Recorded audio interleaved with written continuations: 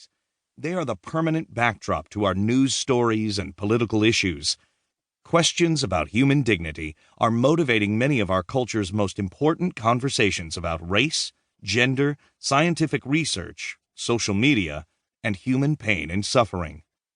Yet, despite a culture that pays lip service to tolerance, it's actually becoming more and more difficult to look past our differences and see our common humanity. That's what makes zombies so disturbing. They are a visual representation of a gruesome reality. The dehumanization we are all capable of when we lose sight of another person's humanity. The way we treat each other is a result of how we see one another, and our culture is full of warning signs that we aren't seeing each other's humanity correctly. The reality of what we are capable of when we dehumanize is far worse than any horror flick. I believe that our culture has lost sight of what a human is because we have lost sight of God. We live in a culture that has removed God from nearly every sphere of life. God has been erased from our education, employment, politics, health, sexuality, finances, and even religion. Everything. Western culture has exiled God from reality, happy to relegate him to the realm of therapeutic fairy tales. The problem is that without God, we lose the answers to important questions of who we are, what we are worth, and what leads to the best life. Without God, there are no firm answers to these questions. Instead, the best we can do is offer up a mixed bag of personal opinions and ever-changing societal values.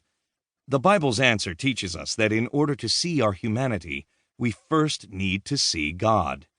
God is most clearly seen in Jesus Christ. It's only through Jesus that we can see both God's nature and our nature. Through Jesus, we find that humans are unique, valuable, and bearers of rights and responsibilities. However, we don't live that truth. Instead, we indulge our dehumanizing tendencies by rejecting God and everything He says about who we are. Yet God doesn't abandon us. His Son, Jesus, lived amid our brokenness and witnessed our inclination toward inhumanity. Because of His death and resurrection, our humanity can be reclaimed. Jesus enables us to be fully human, and it's in Him that we rediscover the kind of relationships and society for which so many people today are longing.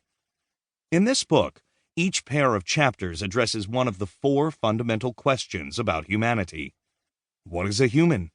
What is the value of human life? What leads to human flourishing? How should humans live? Each pair will explore how answering the question without God leads to a dehumanized world, and how restoring God to our worldview leads to a humanized world. Now more than ever, we need to see our humanity and the humanity of others. Only in Jesus can this take place. Jesus is the foundation for rediscovering our common ground and our shared humanity in a dehumanized culture. Part 1. What is human? Chapter 1. Digital Genocide. It was a beautiful June afternoon, and although I had just gotten home from work, the bright sunshine compelled me to stay outside and mow the lawn.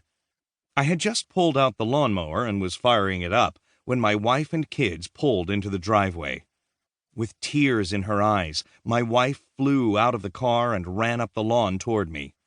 The story spilled out of her. An accusatory post about me had appeared on Facebook, sparking a campaign against me. A mere 15 minutes after the posting, before I was even aware of the issue, I had been officially uninvited from speaking at a local high school.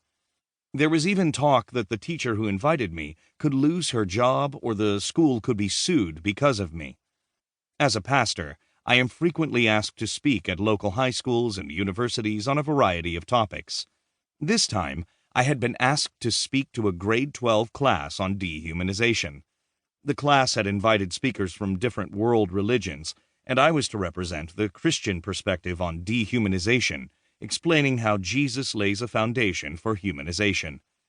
It seemed like a perfect fit, given that my PhD work was on that topic, and that a film I had recently created on dehumanization, called The Human Project, had won a number of awards.